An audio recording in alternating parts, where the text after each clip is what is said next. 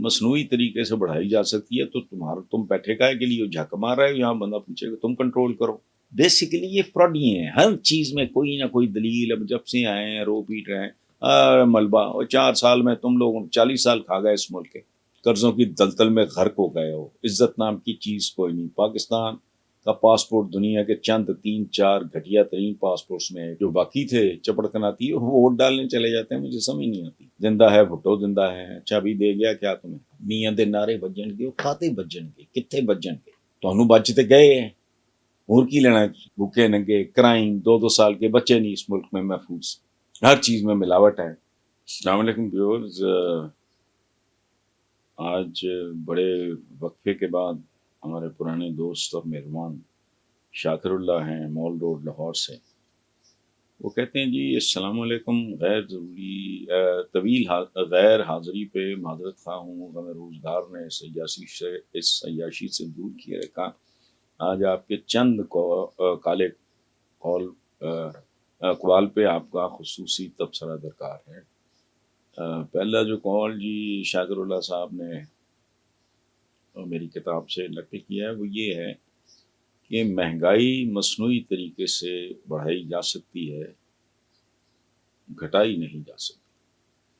یہ اس ملک کا جو سیاستدان ہے اس کا فراڈیوں والا رویہ ہے۔ مصنوعی طریقے سے بڑھائی جا سکتی ہے تو تم بیٹھے کائے کے لیے جھک مار رہے ہو، یہاں بندہ پوچھے گا تم کنٹرول کرو۔ اگر مصنوعی طریقے سے بڑھائی جا سکتی ہے مہنگائی تو غیر مصنوعی طریقے سے اس کو گھٹائی بھی جا سکتی ہے۔ بیسیکلی یہ فراڈ ہی ہیں، ہر چیز میں کوئی نہ کوئی دلیل، اب جب سے آئے ہیں رو پیٹ رہے ہیں ملبہ، اور 4 سال میں تم لوگ 40 سال کھا گئے اس ملک کے، اب ہر چیز میں تم ملبہ ڈال رہے ہو۔ پی ٹی آئی پہ بالکل انہوں نے اپنا حصہ ڈالا ہوگا، لیکن جو 3.25 سال میں 3.5 4 سال میں ہو سکتا ہے، پہلے 15 20 دن مہینہ تو ویسے ہی ہوش نہیں آئی ہوگی۔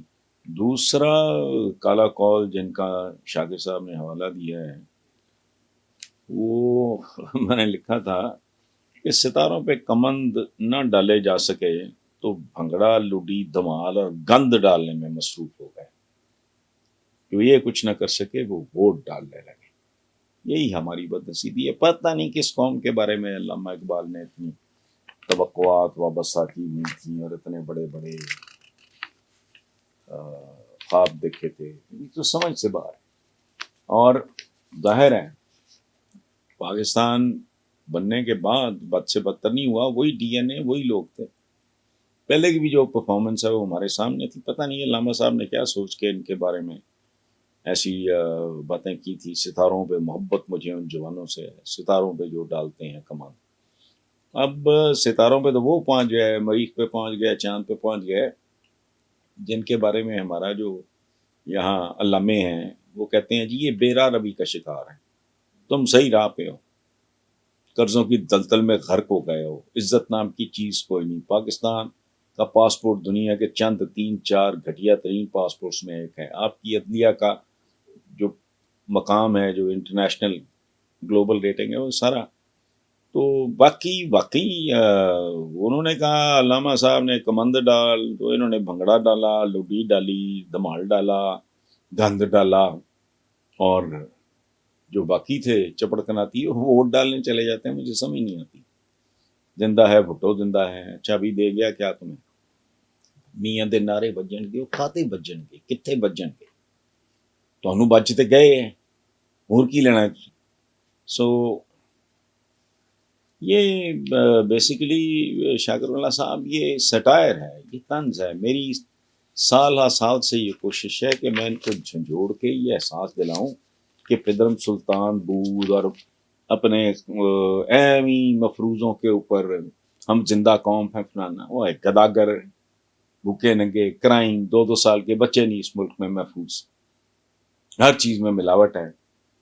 تو دوائی خالص نہیں، ہاں وہ بندہ ڈرا ہوتا ہے کہ پتہ نہیں یہ 2 نمبر تو نہیں ہے، 2 نمبر میں 1 نمبر لوگ ہیں، لیکن باتیں بڑھتے ہیں یہ سارا اپنی جگہ۔